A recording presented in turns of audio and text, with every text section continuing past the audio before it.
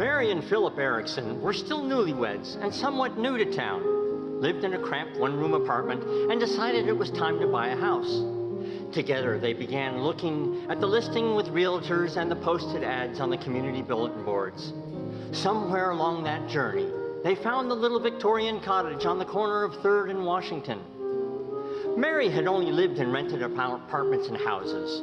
She had no concept of what was possible, nor what it would take or the many decisions that would need to be made with a renovation. But Philip's enthusiasm and belief in his own skill set, reinforced by his ironclad industrial arts education, had him convinced they could do the job in a few months and for a few $1,000s. Now, you could say that their financial prospectus was not the best. In fact, they did not qualify for a mortgage. But Iowa is one of the few states that allows buying on contract directly from the seller with no bank involved. They worked the details out, wrote up a contract, and purchased their home. The renovations began. Every evening and every weekend, Philip and Mary went to work on the house. Early on in the process, Mary noticed something unusual. Phil, I think those people are watching us. And she gestured with an eye roll to the house kitty corner from them. Without being too obvious about it, Phil took a glance, and sure enough, there was an elderly couple sitting on their front porch in their rocking chairs, looking right at them. I'm sure it's nothing. Let's just get back to work. The renovations progressed, but like all such projects, hidden discoveries led to more work, more time, and more money. As Philip was working on a small addition the previous owners had built, he discovered extensive rot in the roof, ceiling, and one wall. Another wall had totally separated from the main house. After the demolition was done, all that remained of that sorry addition was one wall gently weaving in the breeze. Mary, overcome with exhaustion, the slow pace of the project, and the endless decisions, collapsed on the grass and wept. Still, they continued on. Over and over again, Philip or Mary noticed the elderly couple watching from their porch. I wish they wouldn't do that. They're making me nervous. Phil, I think they're planning something. Would you tell them to go stop looking at us? Honey, they're not doing anything wrong, nothing illegal. I can't tell them not to look. And on it would go. 6 months or so into the project, the elderly couple rose from their porch chairs and came walking across the street. Phil, they're coming over here. The older man extended his hand to Phil. I'm Charlie, and this here is my first wife, Joanne. We've been watching you. The newlyweds stood there, holding their breaths. And we've decided you're all right. Bewilderment and a little relief washed over the young couple with paint in their hair and dust in their eyelashes. You're doing all your own work. You're not hiring it out. And that's the way it should be. Yep, you're not from here. Nope.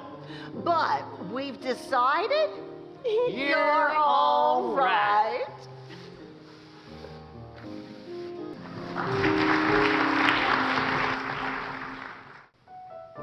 Coming to you live from the Sondheim Center of the Performing Arts in Fairfield, Iowa, welcome, friends. Whether you're here with us at the theater or joining us from home, we're glad you've tuned in for this special show written just for you. From the addled minds of Fairfield Area Community Theatre of actors, writers, musicians, and semi-demented friends, comes an original fresh-off-the-farm variety show made for the masses, offering a humble first-hand account of what it's like to live in the most Midwestern of all Midwestern states. Presenting Iowa, It's All Right, if you like that sort of thing. But first, a little something for you film buffs. This summer, the film you have definitely not been waiting for. 3 of the most famous Iowa films of all time combined as one. The children of the field and bridges of corn dreams of Madison County.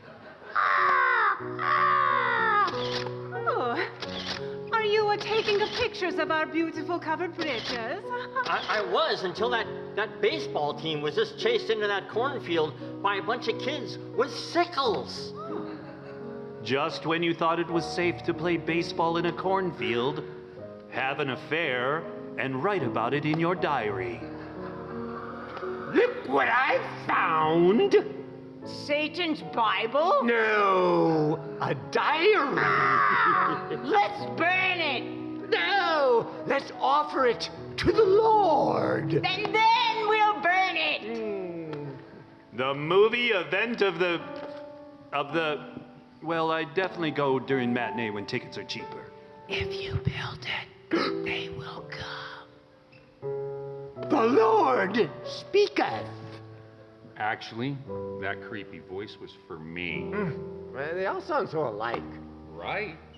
Fans can't stop raving about this once-in-a-lifetime event. Well, what did you think? OMG! There was so much! It was like a horror film, a baseball movie, a love story. Ooh, but then it got kind of gross. All the gore? No, when those two old people started making out. Ew! Robert, you came back. Yes, I can't stop thinking about you. Who are your friends? Oh, this is Shoeless Joe Jackson from the 1990 Chicago White Sox. And who's it, the guy with the bloody pitchfork, huh? That's Isaac. We shall sacrifice you to the corn god. Please, make them leave. Why is there a cross in center field with a woman on it? Help me, Roberto! Hold on, Francesca, just one more shot. This summer, all your hopes and dreams And nightmares! will come true. Hey, is this heaven? No! No, it's Iowa. No, it's hell! Save yourself, Roberto! Are you kidding? Look at this scene. My God, these pictures will win me the Pulitzer. It's a pronounced Pulitzer. Ah, faccia de culo. The children of the field and bridges of corn dreams of Madison County. Coming to select, very select, theaters near you.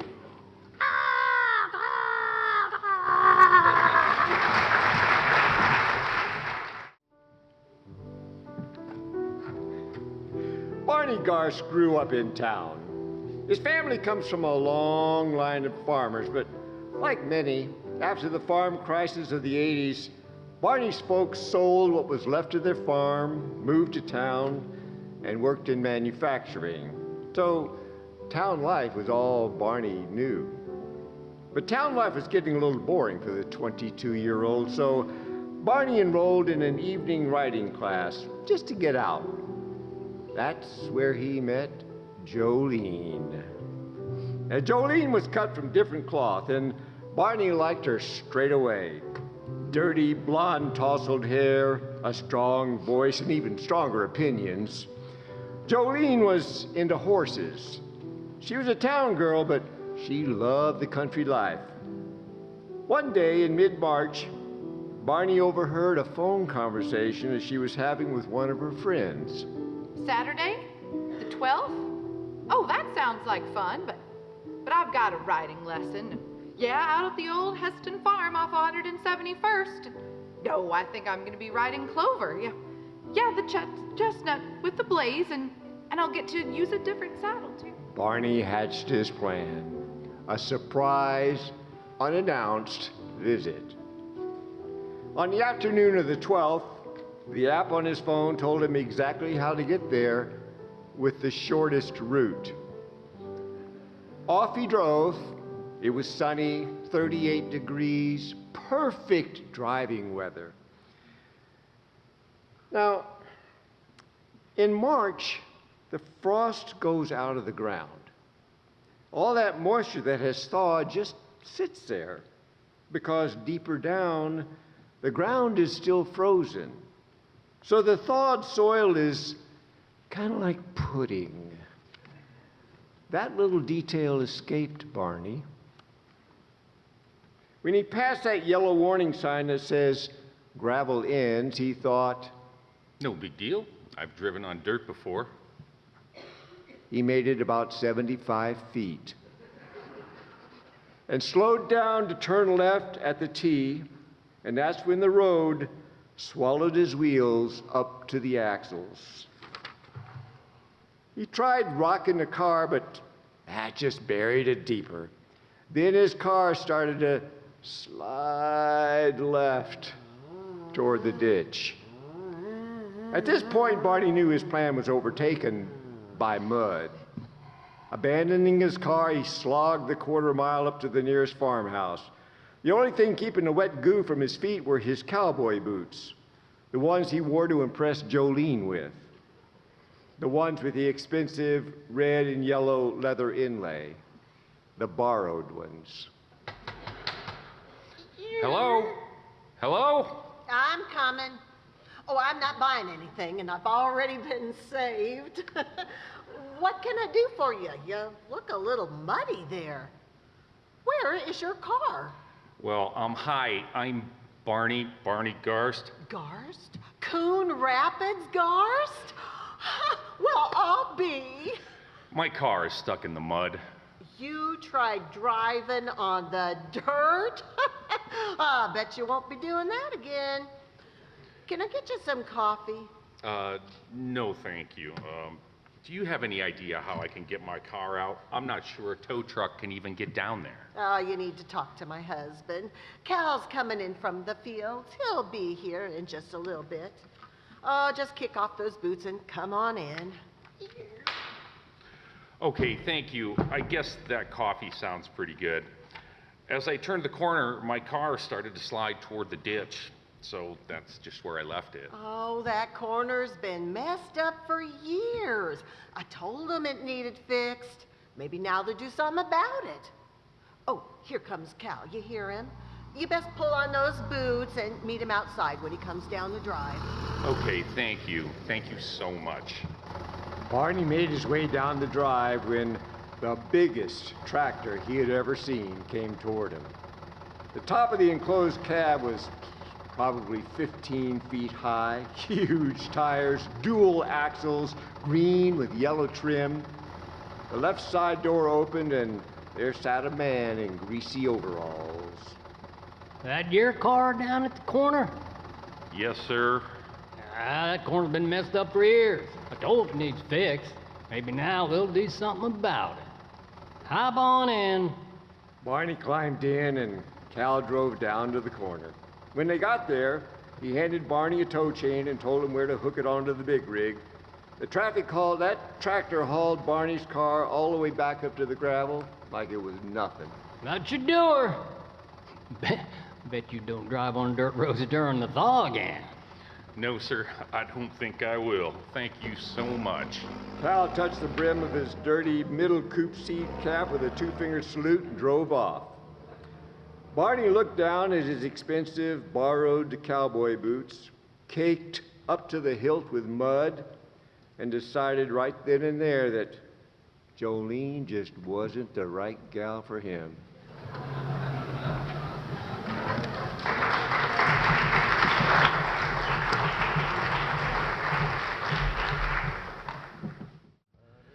You are listening to KORN Radio, 78.5 FM in Keokuk, Iowa. Well, evening, folks. My name is Clive Dowd, and here we are again for another episode of Meet Your Neighbor, our weekly show where we invite one of the locals to come down to the station, sit around, chew the cud. Maybe we get to know each other a little bit more. Tonight, we have a very special guest.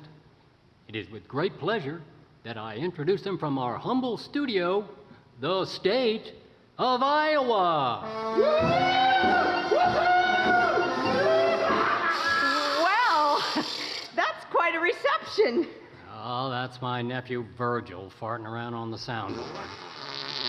He's been staying with us this summer. Hello, Virgil.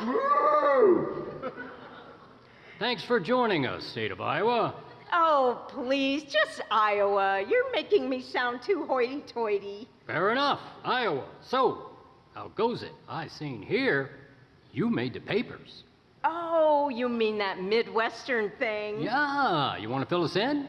Well, seems some folks voted me to be the most Midwestern state in the country. Ain't that something? I was surprised too, but I must say it feels pretty darn good. As it should. Didn't the other states have a say? Oh, there was some bickering. Ooh, any particulars? Well, Missouri wasn't too happy, but you know how she gets. Trust me, we're practically neighbors. It's nice to be surrounded by so many states, but sometimes I wish we had just a little more space between us. They're giving you problems, Iowa. Well, Missouri likes to remind me that she's the South. And old man Minnesota likes to send its cold and snow my way in the winter. And Illinois, or as I call him, Illinois, likes to shove the Chicago Bulls and Abraham Lincoln in my face. But all in all, I can still call them friends. Can you tell us a little bit about your childhood? Sure thing, Clive. I was born in 1846. Well, I'll be. That makes you... 176 years old. Any complaints? Well, my eyes aren't what they were, and I'm either having hot flashes or the summers have sure heated up. It's been a cooker. I don't remember those first years, but I do know that the first man to govern me was named Ansel Briggs. I was told he took good care of me. And you grew up and got strong. I did. And I was just a teenager when the Civil War broke out. Fire! Fire! And how was that for you? Well, no battles were fought here, but there were plenty of skirmishes. We sent many of our boys into battle. Not all of them returned. However, some brave folks chose to help those in need cross me using the Underground Railroad. And I was lucky enough to be born a free state, and many found their freedom through me from Missouri to Illinois using the Freedom Trail. Years later, we sent generations of boys across the Atlantic. When I think of all the conflict, I get a little teary-eyed. Tissue? Thanks.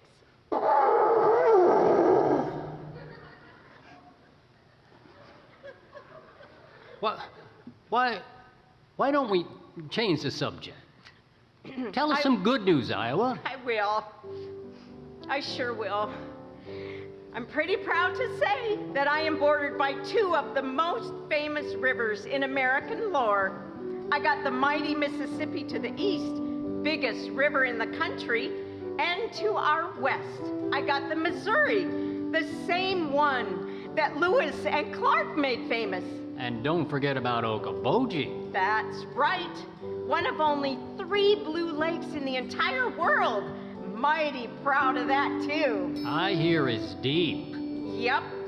It's hard to believe that I was made by glaciers thousands and thousands of years ago. I mean, there was a time when dinosaurs walked on me.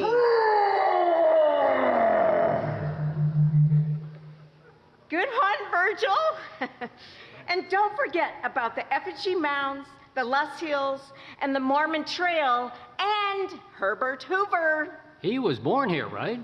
Born in West Branch, Iowa. Became the 31st president of the United States. And his presidential library is right there in West Branch. Now, here is the fun part of the show. I like to ask guests to share an embarrassing moment or two.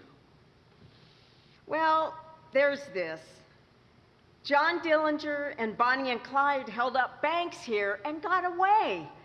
And of course, Jesse James and his gang robbed the first train in the U.S. just outside of Adair.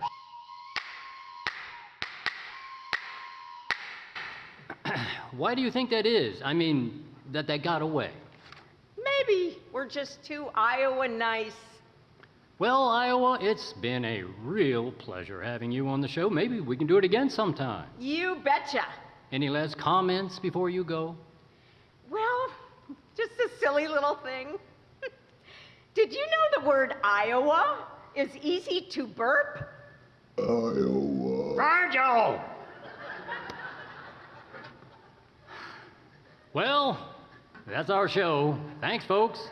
Tune in again next week when we sit down and meet yet another neighbor. You are listening to KORN Radio, 78.5 FM in Keokuk, Iowa. Sunday family supper.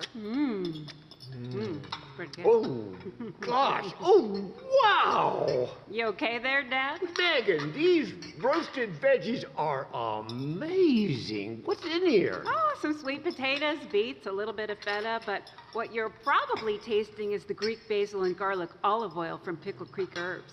They grow the basil and the garlic right there on their farm. Well, with dishes like this, I don't know how you're still single. I do just fine, Dad. Zowie! What is in this salad? Oh, walnuts, apples, but the dressing is made from blackberry and ginger balsamic vinegar from Pickle Creek. Well, the fella that you fall for is going to be one lucky guy. I'm good, Dad, really. Dad's birthday brunch. Happy birthday, dear Dad. Happy birthday to you. Dad, I want you to taste my homemade mac and cheese.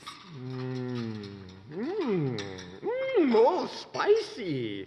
Did you use the award-winning Prairie Fire olive oil from Pickle Creek? How did you know? Yeah, got me hooked, Megan. Look, I want you to meet Nathan here. Bumped into him last week at the Pickle Creek tasting room. Nice to meet you, Megan. He, too, is a fan of living flavorfully. I know what you're up to, Dad.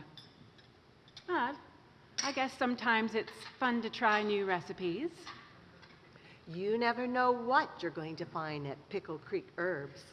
Herb-infused olive oils and vinegars, plus soaps, salves, and balms, all made with ingredients grown on their family farm.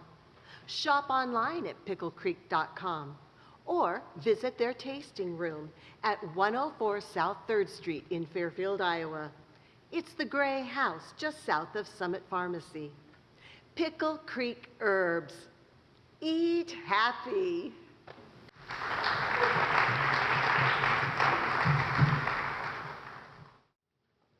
Light a rose, I'm home again, Rose. To let the sun back in the sky.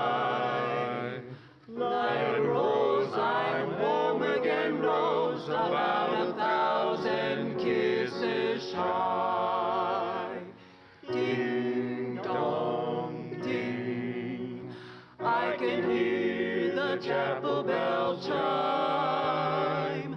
Ding dong ding, at the least suggestion, I'll pop the question. Light a rose, I'm home again, Rose, without a sweetheart to my name. Light a rose now, everyone knows that I am hoping you're the same. So here's my love song, not fancy or fine. Light a rose, oh, won't you be my light a rose, oh, light a rose, oh, light a rose. Dream of now, dream of then, dream of a love song that might have been.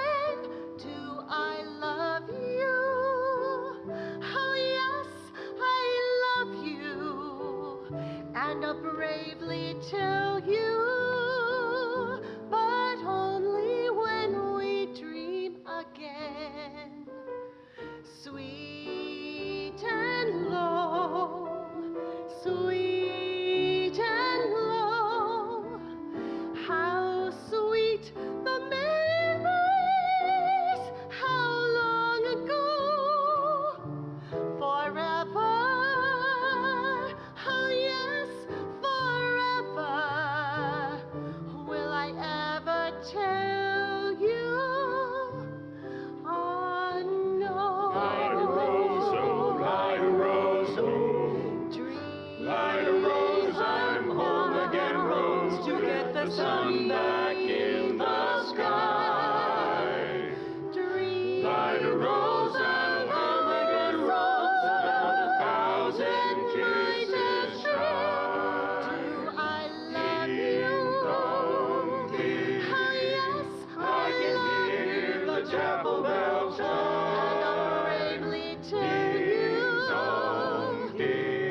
only At the when least we dream suggestion, I'll pop the again. question. Sweet Light a rose, I'm home again, rose, without a sweetheart to my name. Light a rose now, everyone knows that I am hoping you're the same. Forever. So here is my love song. Don't fancy or pine. Will I ever tell Light a rose, oh, won't you be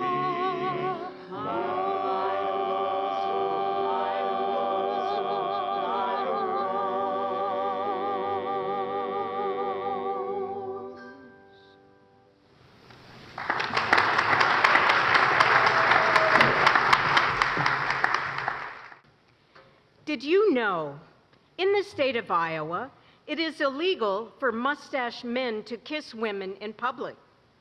Even for those without mustaches, ladies, there are kissing laws enforced. No kiss may last more than 5 minutes.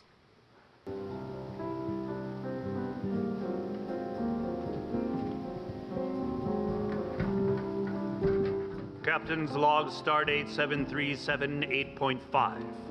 The Starship Enterprise has traveled through a rift in the fabric of space-time and now orbits the planet of Earth. I am beaming to the surface to take part in a primitive annual ritual called the Rag Bry. My contact, a Corporal Radar O'Reilly, will be my guide to this strange and somewhat meaningless activity.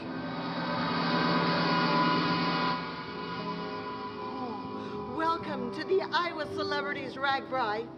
Right over here, sir. My God! Look at all these alien creatures! They have wheels instead of legs! They're actually people on bicycles, sir. Oh, Who is the handsome man in the uniform? This is Captain Kirk. Captain, this is Miss Piggy. Charmed, I'm sure. nice to meet you. A talking pig? Yes, sir. Well, howdy there, Missy. Oh, that's Miss to you, Mr. Tall, Dark, and... Captain, this is John Wayne, our fearless leader. And what's the name of his starship? Listen here, Pilgrim. My starship's usually a mare, except today it's this here bike, see? And here is your bike, Captain Kirk. How do you turn this transport vehicle on? Well, you just hold the handlebars like this, and you put your feet on the pedals, and you just go. Like this? Careful, sir. Watch out for those. Oh, garbage cans. I'm all right. I think I got it now. Sir? Oh, sorry, ma'am. Oh. Hey, look! It's Ashton Kutcher. You're late, soldier. Sorry, I was watching that 70s show. Listen here. Life is tough, but it's tougher if you're stupid. Is this posse ready? Which I figure will be long on promise and short on posse. Well, we're waiting for one more. Oh, wait. Look! There's Dawn Donna Reed. Howdy, boys. Just letting you know I only ride side saddle. Well, any way you ride is fine with me. Ooh, looking mighty fine on that metal steed, John. Maybe you could lasso me the moon. Well, a man's gotta do what a man's gotta do. Not so fast, you washed-up Hollywood floozy! Well, I'll be. Hamlet speaks. Hamlet! I do believe I'm the string of pearls and you're the swine in this scenario. Tell her, John. I reckon I'm man enough for the both of you. There are thousands of men in this bicycle race, Piggy, and quite a few of them are an appropriate size for you. I'm warning you! Bring it on, you little porker! Porker! Wait! Ow! Oh, I've seen better fights than how this at dare- a prayer not my meeting. head. Ladies, this ain't the OK Corral, and we got a long ride ahead of us. Dude, where's my bike? Sorry, Ashton. We gave it to Captain Kirk. Why? Well, he kept falling over, so we had to put training wheels on it. And I made an order, soldier. This is your bike now. A tandem bike? Yep, me up front, you here in the middle, and Radar there in the kiddie seat. Why me? We thought you'd want to ride with 2.5 men. Oh! Are we going to ride or not? These high heels are killing me. Yes, this heat is making my makeup melt. Oh, I thought that was your face. Okay, missies, this ain't no time for the Battle of the Bulge. No offense, lady. Time this wagon train hit the trail. Yeah! Hey, watch out, you're hogging the road! Who you calling a hog? Hi-ya!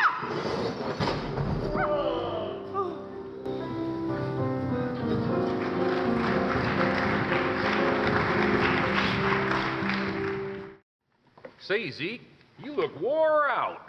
I sure am, Cliff. Just finished mowing town hall with a pusher.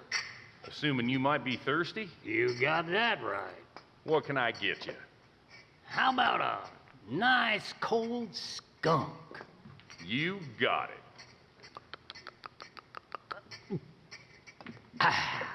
Now that's mighty nice.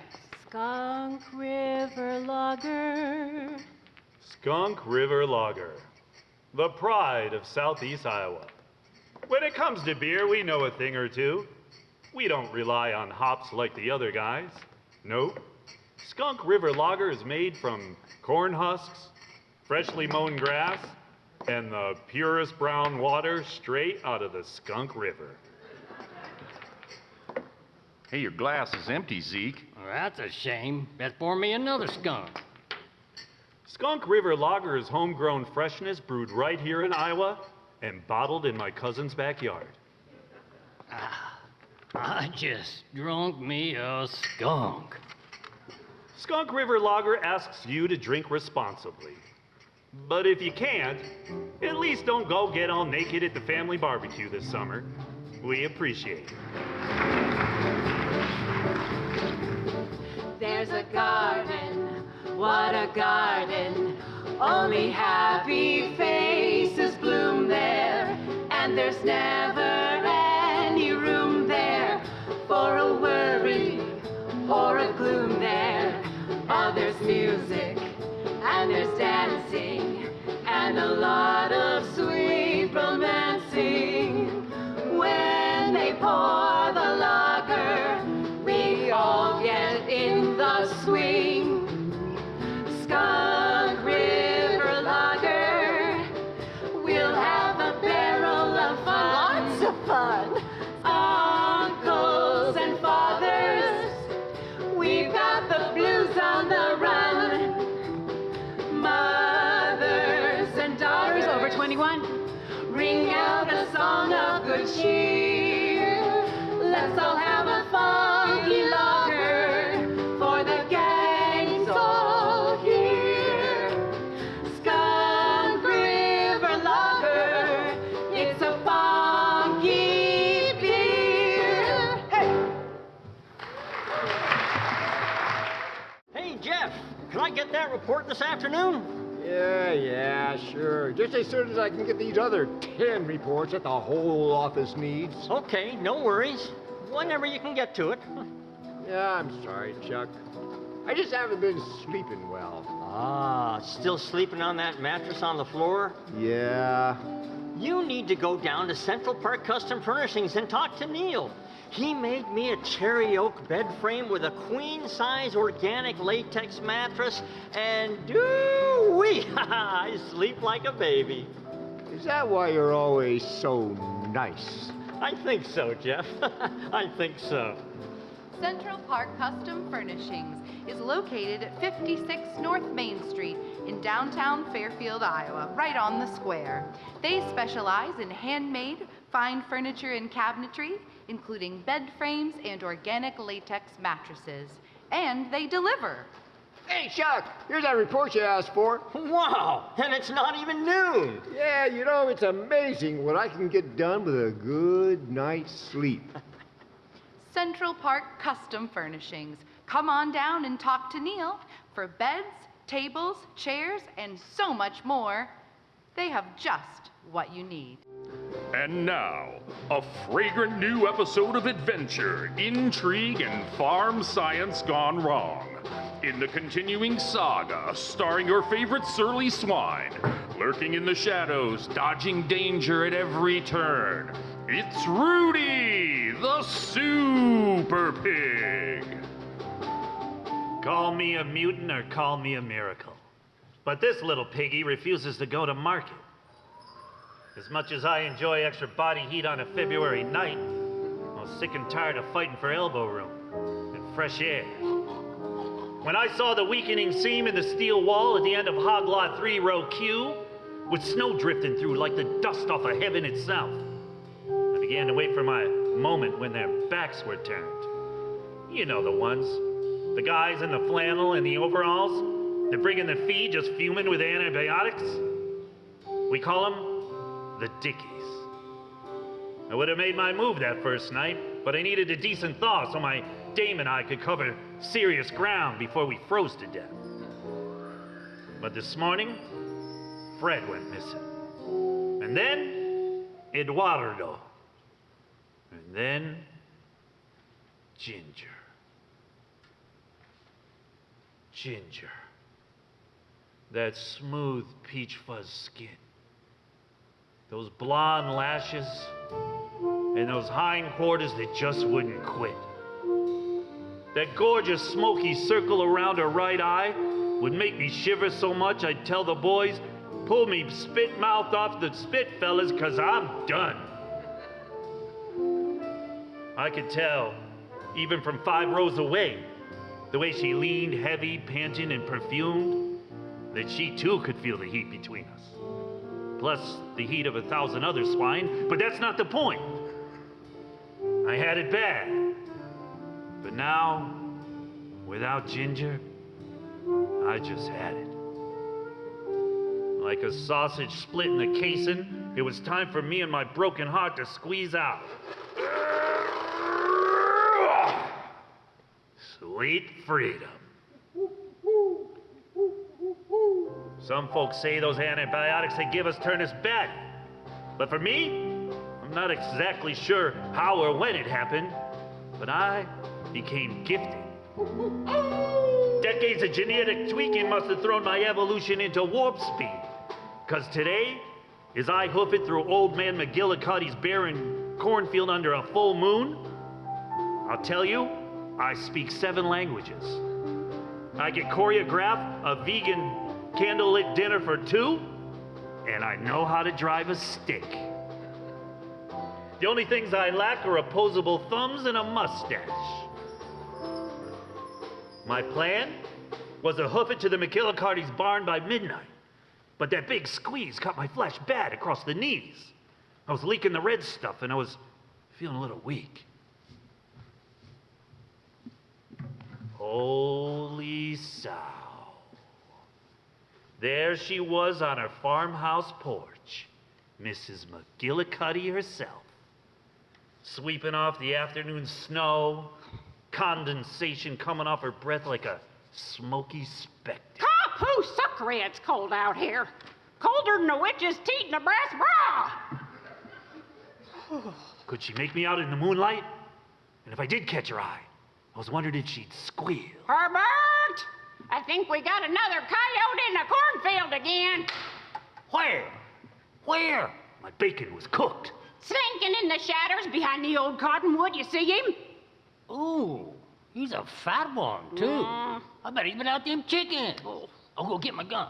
Sweet Mother Teresa. I didn't suffer through 4 months of jail time in Manure Mansion just to get my ears shot off. But my snout was catching moonlight, and I had to act fast. Where you at, you rascally varmint? Get him, Herbert. Where in the mover coyotes, too? Get him? Not so fast, mister. Who's that? Who said that? You might want to think this through real careful now. Wouldn't want you to shoot up your grandpappy's favorite cottonwood just to get me. Butter my biscuits. I think that coyote is talking to us. I'm no coyote, just a simple pig. A pig? Just a pig in a long line of pigs that's been medicated so long, they started to get a little funny in the head. How'd you know about my grandpappy's tree? Oh, you know a lot of things when you evolve so fast. You can see the past, present, and future playing like a movie in your mind. Stunned silence was the effect I was going for, and I got it. You and your little sister Margaret used to climb this tree. Used to spend the night in it. Used to laugh at the swallows shooting by across the sky. Herbert? We did. We did do that. This was going better than I expected. A lot of good memories in this tree. I'd hate to have you put a bullet in it just trying to get me. What? What do you want with us? I decided to go for it. All I want are the keys to your truck. I got some friends that get across the county border, and then you'll never hear from me again. Well, what kind of friends? Oh, just Tommy and Pete and Gladys and Rita and Babe and Wilbur and Kenny and Will Kelly and Fritz and Rachel and Randall. Okay, we get the picture. You got a lot of friends. I do, ma'am. I really do. And I sure could use the help of some good and godly folks like you. Who doesn't love to get buttered up once in a while? Now, how about those keys?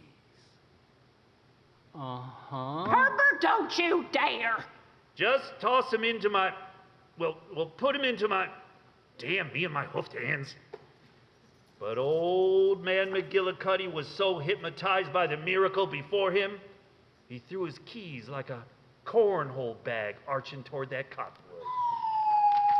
My algebraic instinct kicked in, and I positioned myself perfectly under its parabola, catching that fob in my spotted gums. But the missus wasn't having it. Herbert, I'll be damned if you let that porker steal my truck. Now get over here, you little runt. Rita, not the rifle. I leapt through the snow toward the garage, the missus in red-hot pursuit. With blood leaking from my ham hock, it was going to take everything I had to lose that old hag. You stop it right there. I felt a sting of searing pain that ripped the tip of my ear off. I bit down hard on that key fob in my mouth and heard the sweet, sweet sound.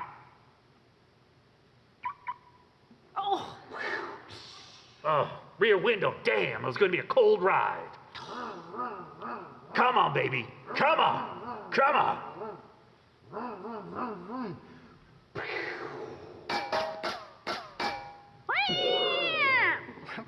Rita, knock it off before you kill somebody. Precisely what I mean, at, Herbert. Pork chops on Valentine's Day. Oh, I got you now, Pinky. Tune in next time to find out what happens to Rudy the Super Pig. Will the truck start in time? Or will our genius hoofed hero meet his fate on a plate?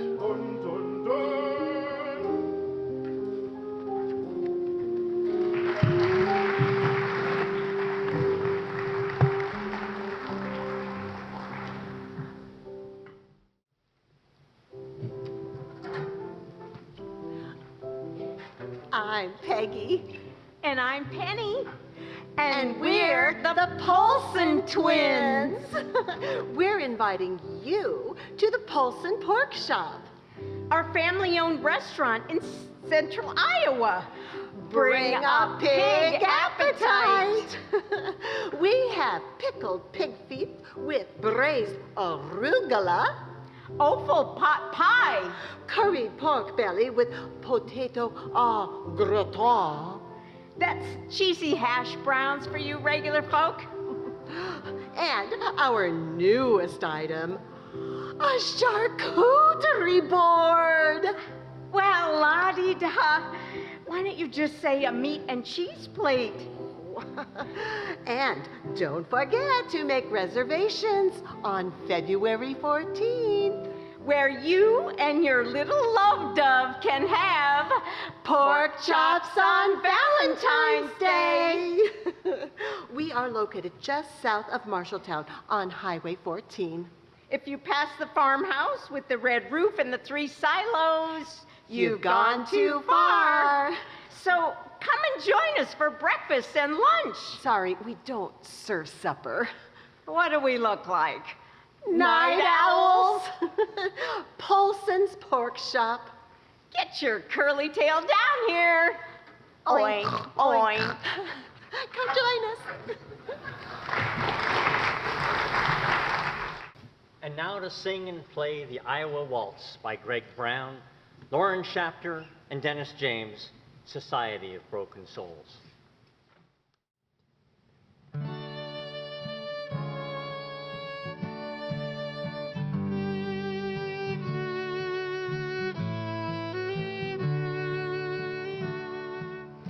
Home in the midst of the corn, in the middle of the USA. Here's where I was born. Here's where I'm going to stay. Iowa, Iowa. Winter, spring, summer, and fall. Come and see, come dance with me to the beautiful Iowa waltz. We take care of our old, take care of our young, make hay while the sun shines, growing our crops, singing our songs, planting until harvest time. Iowa, Iowa, winter, spring, summer, and fall. Come and see, come dance with me to the beautiful Iowa waltz.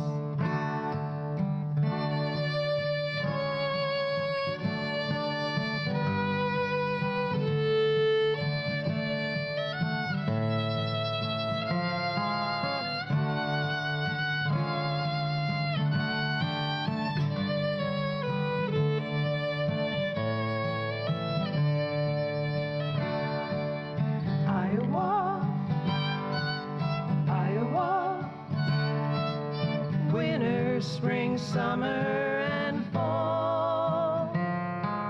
Come and see, come dance with me to the beautiful Iowa waltz.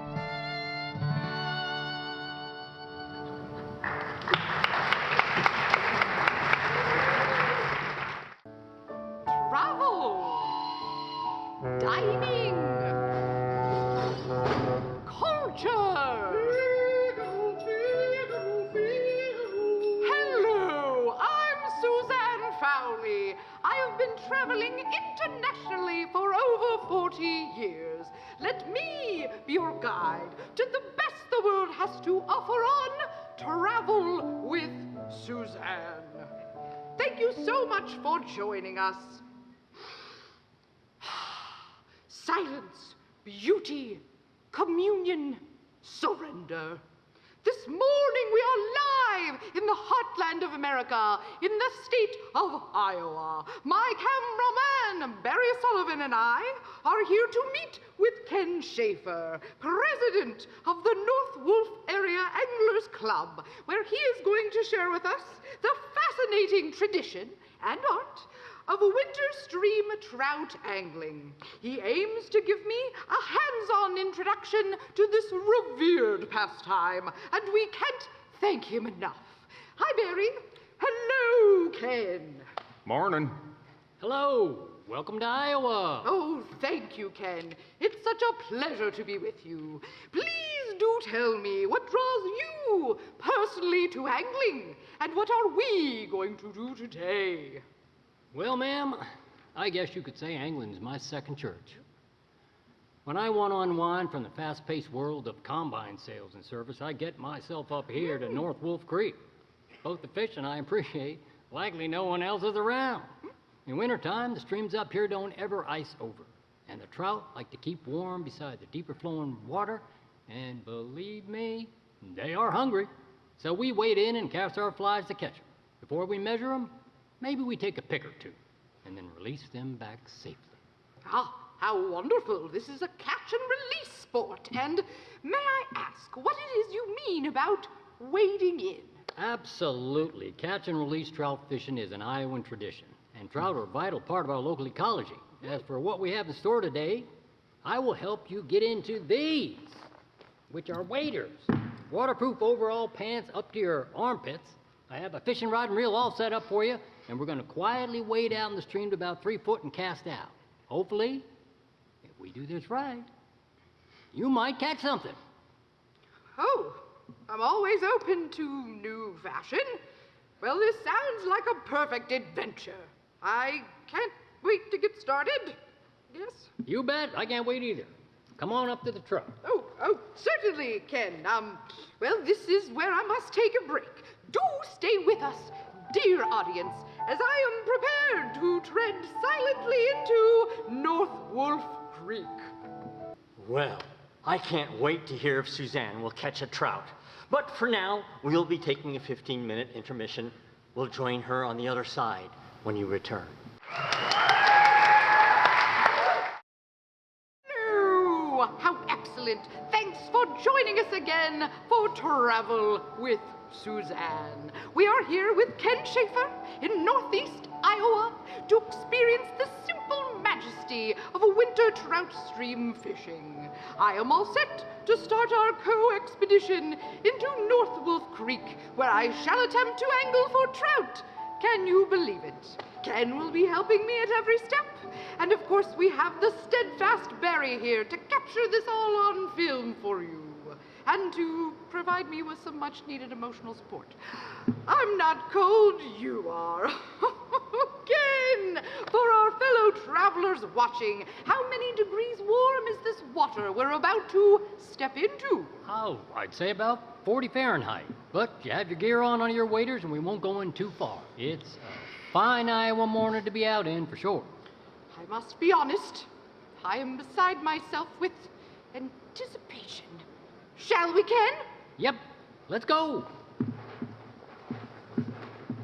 What an experience. I will make my best efforts to be quiet while we proceed together, fellow travelers. There are no words to describe the cool pressure of the gentle spring waters slowly chilling my lower extremities. I haven't felt warmth slip away so quickly since Barry was forced by local authorities to leave me at the Trinity Monastery in Siberia. Those were cold times, my friends, but we must allow for miscommunication when there is a language barrier, mustn't we? Onwards! Whoa, keep a hold of me now. Oh, Ken! Oh, goodness! Oh, all right then, Ken. Ken and I are on promenade, and we're in the spring up to about my ribs. I can feel rushing around me now, and the rocks that we are walking upon are ever so slick. I haven't felt this unsure on my feet since learning the foxtrot at the International Ballroom Championships in Orlando, '03. Oh, sure, I got heat stroke, but nothing could dim that colorful trip to the peninsula. Ken, where shall we cast from? I think here will do just fine. Now, take this rod with both hands, Suzanne. Get yourself a steady stance. Okay, I think I've got it, Ken. Thanks, just fantastic. Great. Now, try casting real gentle upstream, like so. Oh, I see. Much in the style of field lacrosse. Let me see here. Whoa! Oh, God! Oh, no! Oh, cheese and crackers, hold on there. Oh, God! Are you getting this, Barry? Oh, Susie, not again. Could you get your head up out of the water? It's better for the shot. Oh, my fellow travelers, I am now slowly drifting, bobbing freely in the world-renowned winter drought angling stream, North Creek in northeast Iowa. The beauty of the heartland is taking my breath. Every moment spent in nature here moves the very soul. Thanks for watching, fellow travelers. Thanks also to Barry Sullivan, our cameraman, and of course the intrepid Ken Schaefer of the North Area Anglers Club, whose expertise allowed me today to participate in this hallowed American hobby. Get yourself a little closer to the bank there, Suzanne. Kick! Hold on to something, Suzanne. Gentlemen, I am trying, but these waders are like wearing a water parachute. Oh, what luck, there's a branch. I'm all right, Barry! Well then, my beloved audience, what an expedition! Anything for you. Please join me next time, where we'll have another thrilling outing. Let me be your guide to the best the world has to offer on to travel with Suzanne.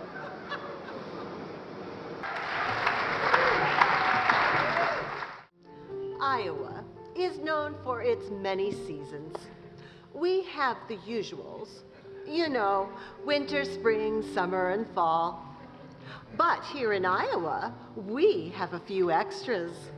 Ice storm season, black ice season, wind season, and mud season. Oh, and rain season, too. But then there is picnic season! Yay! Picnic season overlaps spring, summer, and fall. It typically starts in May and can last as long as mid-October.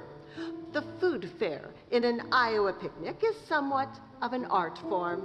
Oh, there are the usual staples: grilled hot dogs and hamburgers, pop, lemonade, corn on the cob, fried chicken, and of course, salad. Country lore has it that the art of the salad moved from outside of church basement luncheons. Now, today, Iowans feel great pride in their recipes. Typically, these are deeply guarded secrets and are never shared outside of families, unless you are very special. And then you are charged with never sharing them under a generational threat. Interestingly, these secret ingredient mixes migrated away from having actual salad in them. That's right, no greens, no iceberg, no romaine, no arugula, just no greens. Oh, not even that Midwestern staple, kale. Ew! I make my potato salad the way my grandma taught me, and mustard does not belong in potato salad. Well, I don't know. My mama showed me, and yeah, mustard. I must say, Loretta's is pretty good, but I like yours too. And oh, I like to put celery in mine. Celery? What kind of potatoes? I use Idaho. They're always the best. Oh, no, those little red ones. You don't have to peel them. Oh, Goldens, they have to be Goldens. It's just not right with anything else. Now, what about eggs? Well, what about them? We're talking about egg salad now. I thought we were talking about potato salad. Only farm fresh eggs for me. I don't care where they come from, as long as I don't have to wash them. That's true. Well, I like to make my own mayonnaise. Oh, I just pick up a jar of Miracle Whip. Miracle Whip? Well, that's not anything close to mayonnaise. Well, I do have to say that my mama did use Miracle Whip, and I kind of liked it. But really, it's how when you cook the eggs to keep the yolks bright yellow but still cooked. Yeah, it's just not right when they're kind of gray. Okay, girls, parsley or chives?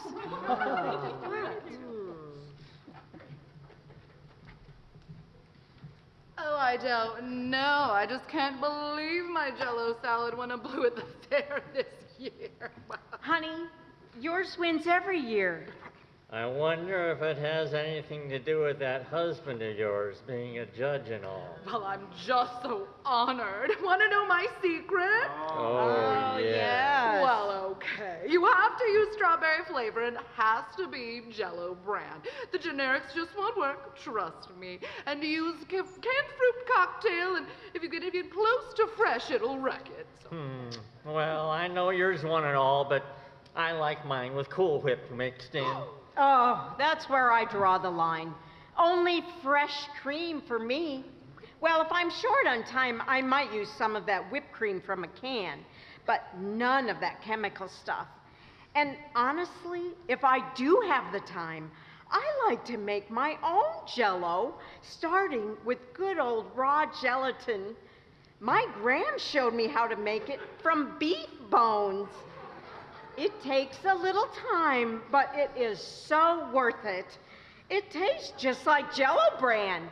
Do you realize what you just said? As far as I'm concerned, using Jell-O's the best thing since sliced bread. Oh, thick or sandwich slice?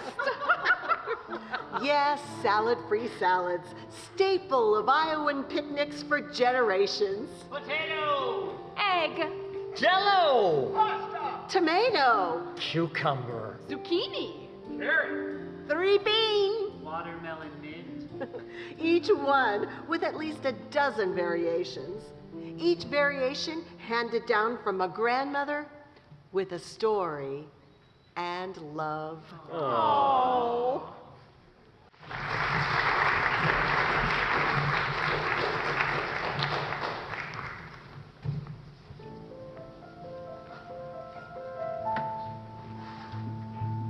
Did you know Iowan Otto Rowitter of Davenport is credited with inventing the first automated sliced bread machine? Although his blueprints and initial prototype were destroyed in a fire in 1917, Otto stuck with it, unveiling his ingenious invention in 1928 to rave reviews. The weather's been fair to middling this week in the heartland. Ground's all thawed out, so it's planting season. I switched over to no-till organic recently, which made Julie, my planet-friendly wife, happy. The cornfield made the national news here a couple of years back when I discovered some strange damage in it. Ever since then, I've become a changed man, a little more religious and a little more paranoid. You see, I'm used to losing a percentage of my crop to deer damage, but this was different. The corn stalks weren't just knocked down, they were flattened. And instead of it being random, there seemed to be some kind of pattern to it. Now, there's this giant oak tree at the southwest corner of the field, and I've been complaining about it for years. So I've been aiming to cut it down because its root system takes up that whole corner of the field. But Julie threatened to divorce me if I ever did, so that big old tree's still standing there. The young men in town, they all ask me why I'm not wearing the pants in the family, and I remind them that none of them are married. That tree holds a lot of memories for me. You see, that's where our 2 boys built up their multi-leveled tree house, which is still up there, by the way. And the rope and tire swing, where our 2 girls spend many fun-filled hours, still hangs from the limb. I go out there every now and then for a little quiet time. Other times, when I'm worried about what I call our cooking planet, I like to sit on those branches and pretend I'm Julia Butterfly Hill, the woman who lived in a redwood tree so the Pacific Lumber Company wouldn't cut it down. When Mark is working that field, I'll bring some lunch out to him, and that tree's the perfect picnic spot. So Mark is a bit ambivalent about that beautiful tree. On the day that I found that flat patch of damage in the corn, I knew it was something different. So I climbed up in that old oak, perched in the boys' treehouse, pulled out my mobile phone and took a picture. From up above, I could tell that it was some kind of design. There's no way a critter did this. Now, I don't fall for such nonsense like crop circle gossip and all that climate crisis crap, but this was a little bit too close to home to be ignored. Mark is a simple and logical man. He didn't show the photo he took to anyone, not at first. And come Saturday, he told me he had to run some errands in town, which he does every Saturday. I wondered what's up with him. But being the long-suffering wife, I didn't say anything. I went directly to the town library to use their computer. I wasn't about to use the family's home computer because I didn't want Julie or the kids to find out that I was Googling crop circles. Even there in the library, nobody watching, I was still embarrassed about it. The first thing I learned is that there are a whole lot of nuts out there who call themselves serologists and take this whole crop circle thing very seriously. Some think that it's alien visitors and UFOs. Some think that it's Satan. And others, just like me, we just think it's a hoax. But I really had to take a few mental steps back when I learned that the circles are mostly found in England and other places, not here in Iowa, in the middle of the United States of America. Not only that, but my crop circle wasn't even a circle. The design had our curved lines and a swirling tendril and a dark circle right in the center. I discovered that the design in my field was known as the Eye of Horus. And that's an ancient Egyptian symbol that signifies protection, power, and good health. And recently, it's been discovered that the Eye of Horus looks suspiciously like the reticular activating system, the thalamic gate, and the pineal gland in the human brain. It's also known as the third eye. Now, I consider myself just a simple farmer, so this was a little bit too much for me to handle. First thing I did was to buy a bouquet of flowers, go home, and hug Julie with a whole new attitude of respect. I didn't ask any questions. I just enjoyed the extra attention. And he'll never know it was me.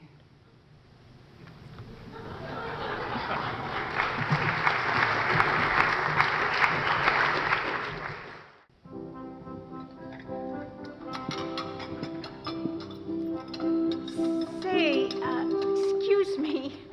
I'm new to town, and I'm wondering where I could go grocery shopping. Can you steer me in the right direction? Oh, that's easy. You want to go to everybody. You know what they say? There's something for everybody at everybody's. Sorry, I overheard you talking, and I've got to tell you, they have the best produce, organic too. And whenever they can, they source it locally, supporting local growers. Yeah, everybody's is the place. Wow, it sounds like I found my place. Oh, and they've got fresh dairy too. Well, the truth is they really do have something for everybody. Fresh produce, dairy, bulk food items, artisan bread, a fabulous supplement selection. Yeah, they got it all. And if you're in a rush, no problem. They have a really well-stocked grab-and-go case, too. Oh, geez, yeah. And they even have this great little cafe. They are so community-minded. They support and get engaged in so many different things. It's just a really cool place. This is great. Thank you so much.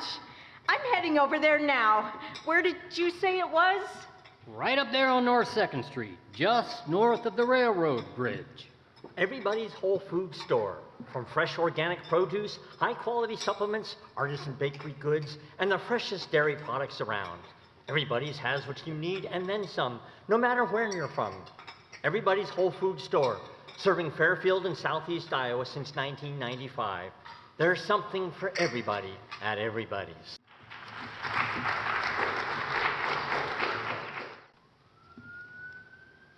Oh, look at those butternuts. I've never seen a squash that large. And those beet greens, gorgeous. Honey, should we get some for your morning smoothie? Maybe. I can help the next person. Oh, hi, Tammy. Well, this is a rare sighting. How's your dad? Oh, you know, he's, How much for your beet greens, young lady? $5 a bundle. $5? Well, that seems steep. I wonder if anyone else has. I'll take a bunch, thank you. Now, Sue, wait a minute. And I think I'll take 3 zucchini. Hang on, Sue. Bob, we can afford $5. These will last you all week. Are they organic? Which ones, sir? They're greens. Well, everything. Oh, I think so. You think so? Well, I'm pretty sure. Well, can you find out? Well, my dad is not here today, and I'm not really It's sure. okay, it's okay. We'll just take them. And we'll take, I think a half dozen of those pie pumpkins, too. They look really Sue! good. Honey, we'll survive. Are they non-GMO? I don't really know. Well, where's your farm located? Well, it's pretty near here. It's over by... Are you farming near confined animals? Honey, would you cool it down a bit there? Quit grilling the poor kid. Hold on. You're not over near Eddyville, are you?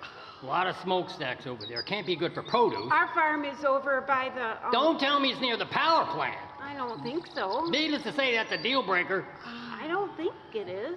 Is it near corn crops? Because I don't need anything that's been near a duster plant. Well, honey, I guess you'll just have to starve. And I'd like to hear which regenerative practices you use. Bob, that is enough. Are there cover crops? Have you measured your carbon emissions? Whoa. Am I going to have to muzzle you, Bob? Were they planted in accordance with the Farmer's Almanac? Oh, no idea on that one, sir. Were they tended by anyone having her moon time? Because I hear that is a toxic situation. Bob, that is crossing the line. What? I'm just saying what I read. What, in the Inquirer? Well, I don't remember now. Go over there. Go listen to the band. They're playing some Greg Brown. You love Greg Brown. No. Too many chiggers in this park, not rocking through that grass, thank you. Oh, chigger season was over 2 months ago, Bob. I'm so sorry, Tammy. How much do I owe you? Oh, let's see. Squash, pumpkins, and greens. It'll be like $24. $24? And we don't even know if it's organic! Honey, I am going to go find us some Hardy Moms and some Amish apple butter and some sourdough bread. Yes, you go wait in the car. Sourdough? Is it bacon made with ancient grains? Yes!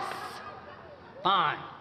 I'll go wait in the air-conditioned car and choking all the Freon. Too hot out here anyway.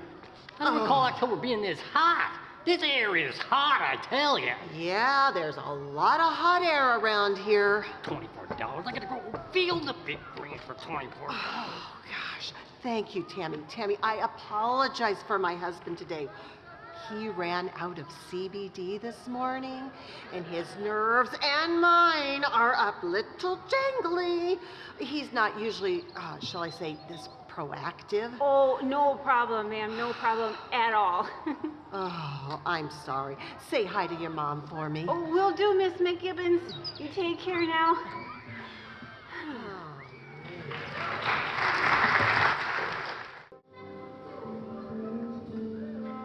Do you want to meet exotic local hens in your area? We have laying broody flocks ready and waiting. Chickens after Americana. Chickens after dark. Australorp. Chickens after dark. Rhode Island Reds. Poulet sans lumière. Chickens after dark. Just bring a big empty cardboard box, a rundown puppy kennel, or a big family van, and get yourself to the coop by the railroad tracks past 9 o'clock. Chickens after dark. Chicks not your thing? We also have experienced ducks and turkeys standing by to fit anyone's fancy. So, Chickens after dark. what are you waiting for? Come on down. Our pullets just can't wait to roost with you. All poultry employed by Chickens After Dark LLP are at least 18 to 22 weeks old. Rates subject to change in state taxes may apply.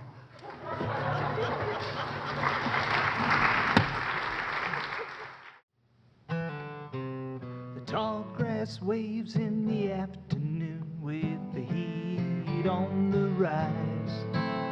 The dust won't settle till the shining moon, it lights up the sky. I hear the call of the red-tailed hawk dancing across the wind. With your painted eyes and your alibis, oh sister, where you been? In your threadbare dress with your hair a mess, toes digging in the dirt. You're a freeborn girl, you're gonna give it a whirl. It don't matter who gets hurt. And a smile, and all the while you lead 'em far from home. Then you leave 'em out back just tied to the track, all alone. Barefoot dancing on the graves of dreams, waiting on the rain. I saw you watching from across the street when they carried the bones away.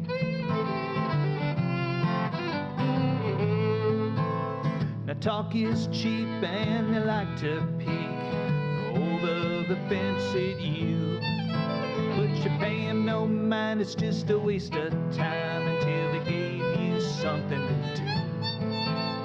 So give 'em a show before you go, maybe burn the whole place down. Strike a match like an itch to scratch it with the flames for a crown.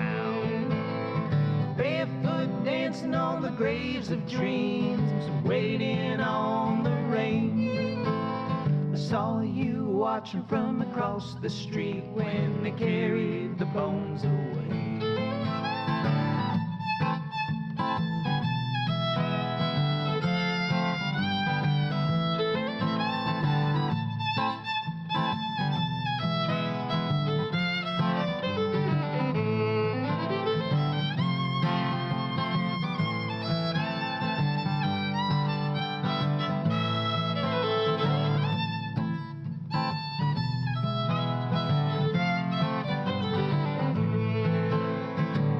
Smoke clears and they dry their tears, will be 1,000 miles away.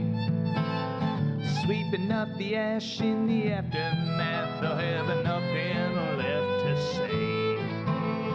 Smolder in the older part of town, under a dry blue sky.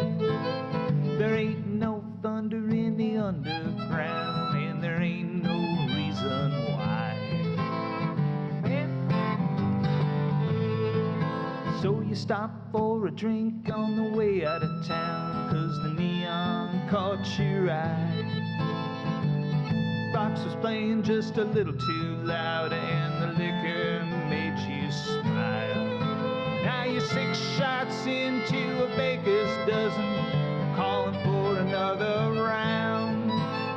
When off come the shoes and those worn out blues, and your soul hits the ground.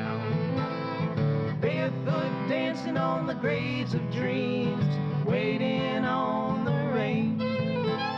I saw you watching from across the street when they carried the bones away. I Saw you watching from across the street when they carried the bones away. I saw you watching from across the street when they carried the bones away.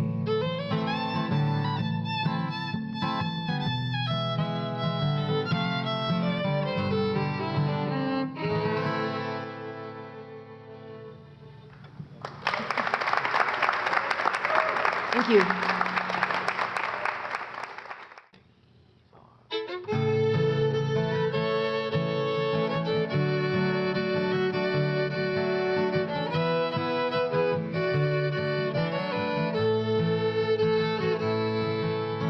Some years ago, as I was passing through on my way to the mountains of Colorado,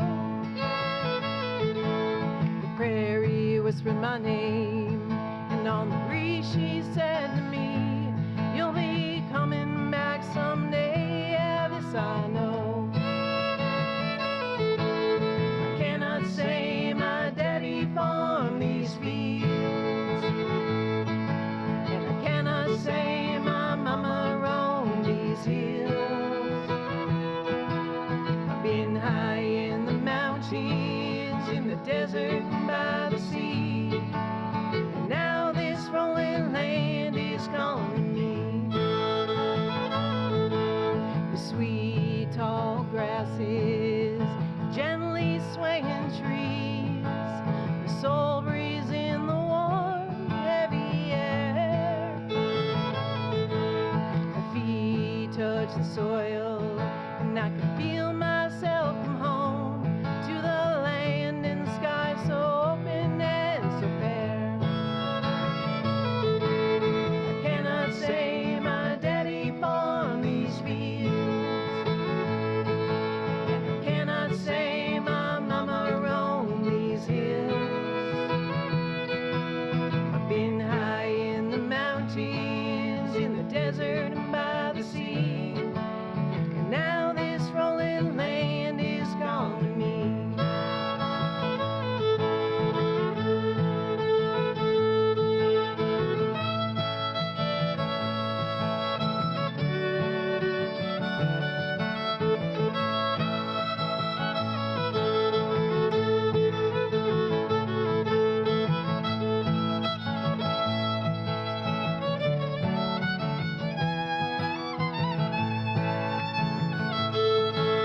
I cannot say my daddy farmed these fields, and I cannot say my mama roamed these hills. I've been high in the mountains, in the desert, and by the sea, and now this rolling land is calling me. I've been high in the mountains, in the desert, and by the sea, and now this rolling land is calling me.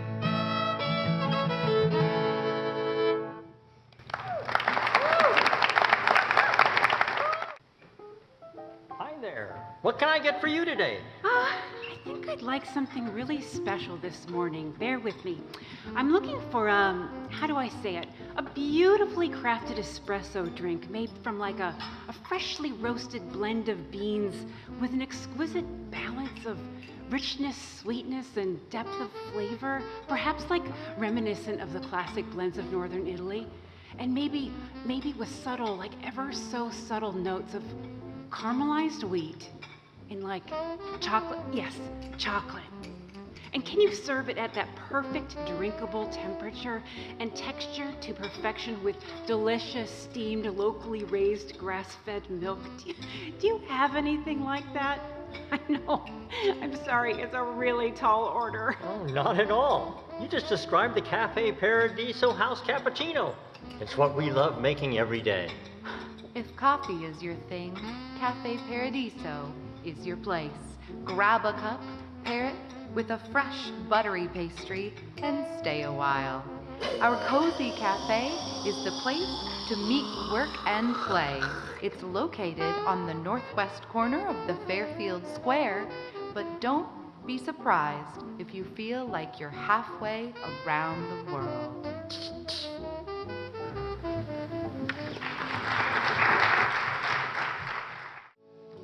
You've made it to this time of your life where you'd rather sit easy on the front porch and watch the sunset than plow the field and plant your seed. You've done well with raising your kids. They're eager to work the crops just the way you've taught them in order to win your approval. Well done.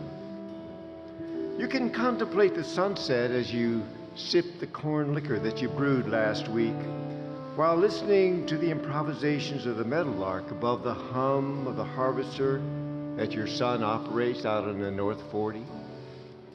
The occasional grind of the gears brings a wistful smile of memories gone by. You're at that age where the little blue pill just gives you a headache and makes you think that you understand all those nights when your wife had headaches. It has made you more forgiving of others and more contemplative of the mysteries of marriage. In moments like this, there's nothing more satisfying than the swaying back and forth in a sturdy, well-made oak solid rocking chair. The Sunset rocking chair is just that. Its hardy build makes it strong and long-lasting. Its lengthy rockers will send you into a state of sweet bliss. The arms are designed to cuddle your arthritic joints into an otherworldly ecstasy. The back has a built-in massager, the likes of which is unequaled by a masseuse's long, strong fingers. Try the Sunset rocking chair today, and we'll throw in a memory foam prostate pillow, the one with the extra large opening, and a neck pillow for those nasty head jerks when the pharmaceuticals kick in. Enjoy the sunset in a Sunset rocking chair today.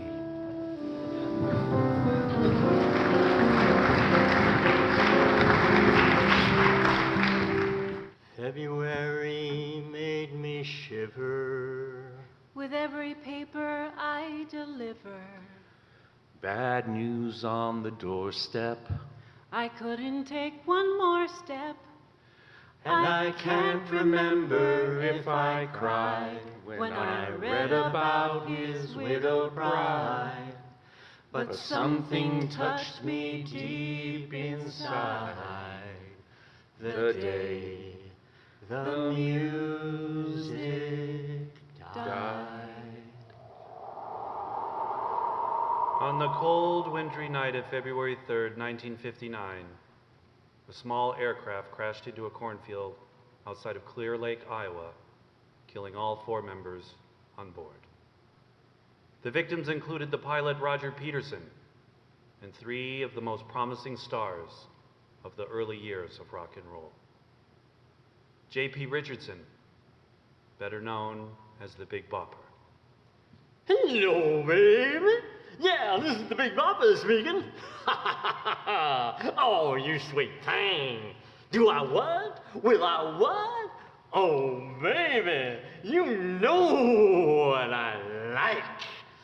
Chantilly lace and a pretty face and a ponytail hanging down. You got a wiggle and a walk and a giggle and a talk. Make the world go round, round, round. There ain't no... Richie Valens.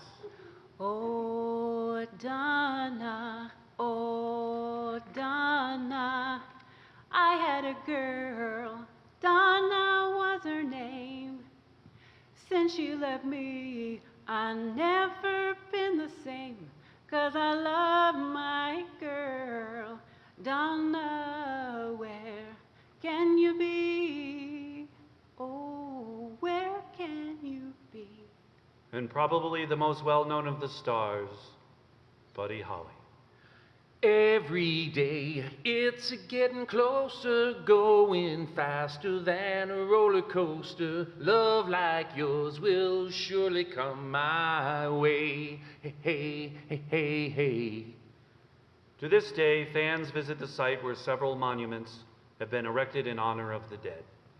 One is a small replica of Buddy Holly's famous glasses.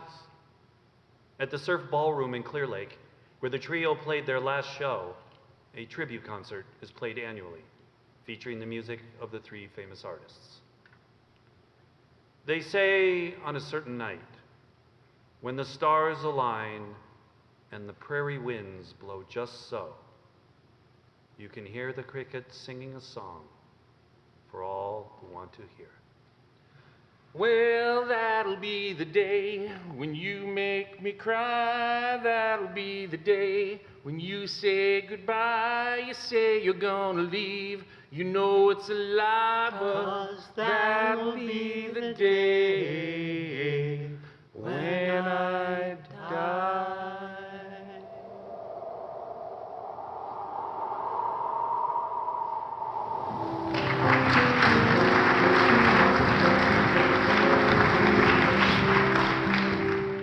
Meanwhile, on a 2-lane back road outside Tama, Toledo. This map looks like it's from World War II. That's right, Pilgrim. They got a problem with something made by Uncle Sam? No, but this is a map of Central Europe. Well, son, since you haven't learned to respect your elders, it's time you learn to respect your betters. All right, gentlemen, why don't I just contact the Enterprise? And we have them beam us to the side of the river and call this trip over. I, for one, think that's a swell idea. Radar, can you send a message to have us beamed to the side of the river? Why are you whispering, sir? I was told these fields are full of ears. I'll just send a message, sir. All right, everyone, gather close. What's going to happen? Well, What's it's going to do time. to my hair? This is crazy.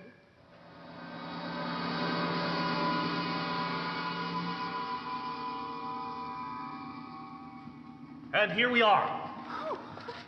But Where's the river? Captain Marvel, you send us to Riverside, not the side of the river. Oops. and where is my Kermie? Maybe you should check the swamp. You know what rhymes with swamp? Straw. Oh my God! All right, little ladies. Why don't we call it a truce and, hey, you can join me for a drink at the casino. Sorry, but it's time I got back to the Enterprise. There's no saying what Spock has been doing with my ship. Yeah, and I have to get back to my MASH unit. My leave is almost up. Well, Tulu, I guess. All right, Bye, see you everybody. You around, coming, John? lover. Happy trails. Isn't that the Enterprise? I think that's a replica. But why? Why is it here? Sir, maybe you should just read this sign. Iowa's annual Trek Fest? Riverside, Iowa? The official birthplace of Captain James T. Kirk? I don't understand. My God, it's my crew! Actually, sir, it's just some Trekkies. Trekkies? Yeah, it's hard to explain. May I suggest you just go with it, sir? Why are they staring at me? Wait, where are they taking me? It's okay, sir. You're the best thing that's ever happened in their lives. I feel they're boldly taking me where no man has gone before. Roll with it, sir. Well, according to my watch, it's exactly 0900 hours. Right on time. I'll see you soon, Iowa. I hope.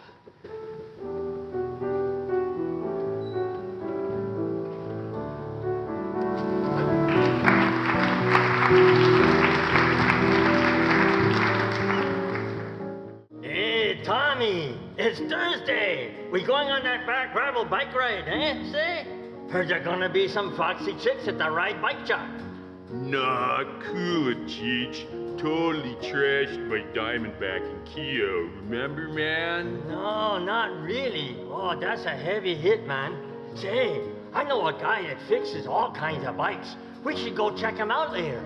I don't know, man. Such a bummer, man. Relax, Holmes. We'll just bring it with us to the ride. The owner, Mark, is mellow. He fixed up my cousin's bike shop and got him some sweet chain link ape hangers, man. Far out, man. I dig. The Ride, your hometown source for quality bicycles, e-bikes, accessories, and service. Find them at 123 North Court Street in Fairfield. Check them out on Facebook for group gravel rides most Thursdays. Don't forget, this year is the 50th anniversary of RAGBRAI, so stop by to get your bike tuned up ASAP. Hey, man. Check out these wheels. Whoa, Holmes, far out. Sweet LEDs. Oh, I never seen a ride like that, man. Mark hooked me up, man. It's an e-bike, Oh, man. cool, man. Hey, we're gonna be late to the gravel ride, man. Hey, let's go. Just relax, man. Oh, can't wait for us to meet some fine mamas, man. No time to lose, man. Babe, who were those guys? They were so extra. Bruh, But those bikes were on fleek. They were hippies. My fam told me all about them. Goals. At the Ride Bike Shop, we've got what you need, no matter how you roll. The Ride Bicycle Sales and Service.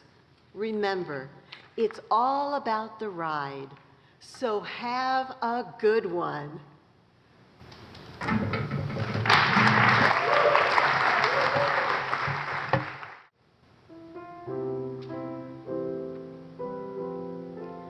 When you're just not into football, there's no better place to spend Thanksgiving than on your grandparents' farm. To pass the time on the long car ride over from Ames to Newton, the six of us, buckled in hip to hip, would look for pheasants in the grassy ditch, deer hiding in plain sight, or even dustings of snow in the bare and brittle cornfields.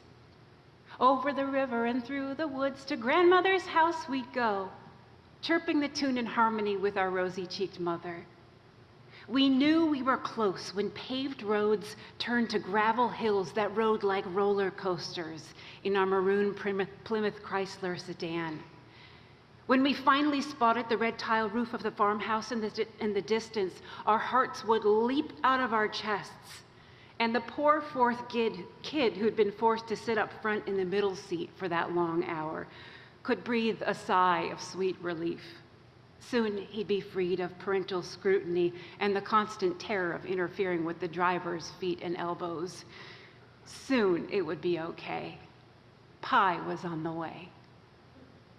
The 3 or 4 assorted pies arriving from multiple households promised a harvest time medley of tart, sweet, and spicy flavors cradled inside blissfully buttery crusts. They were perfect no-frill recipes for full-bellied afternoon naps on Grandpa's black leather sofa or brisk walks down the lane to the end of the acreage. But the greatest honor for a 7-year-old like myself wasn't the eating of the pies. It was the coveted job that presented itself and became essential, really, upon the clearing of Grandma's Franciscan-ware dinner plates, matching gravy boat, and 6 gelatinous casseroles. Some very important person was needed at this juncture to be the taker of pie orders. I ask you, what 7-year-old does not like playing waitress? After asking Grandma Helen politely and refastening my symmetrically placed barrettes, I'd be furnished with a tiny notepad, normally reserved for scorekeeping games of hearts and Scrabble. Around the long dinner table I'd glide, my newly sharpened pencil on the ready. Now, dessert orders from siblings, uncles, and occasional special guests were always some version of 1 slice of apple and 1 slice of pumpkin with Cool Whip all over, or 3 skinny slices of pecan, apple, and pumpkin with whipped cream on the pumpkin and ice cream on the side. Grandpa, however, didn't mess around. No ice cream, no whipped topping, no pumpkin out of a can. Grandpa, may I take your order? I'd ask, standing by his side at the head of the table, pencil hovering, trying not to stare at his missing thumb. Tractor accident. It had healed over nicely. His eyes sparkled. Gerry, he'd pronounce without hesitation, startling me back to the task at hand. Gerry, I'd write with an exclamation point. Gerry. The word would come straight from his gut, resound in the bridge of his nose, and end with a slight whistle out of his nostril. Then with a gentle peal of snort-producing laughter, the gladdest sound I knew, he'd send me off to the kitchen. Mom reminded me in recent years that in Grandpa's later years, he got into the habit of asking for a piece of each, so as not to hurt any of the baker's feelings. We can't help but get choked up about it. But we knew. We all knew. Grandpa Rich was a cherry pie man.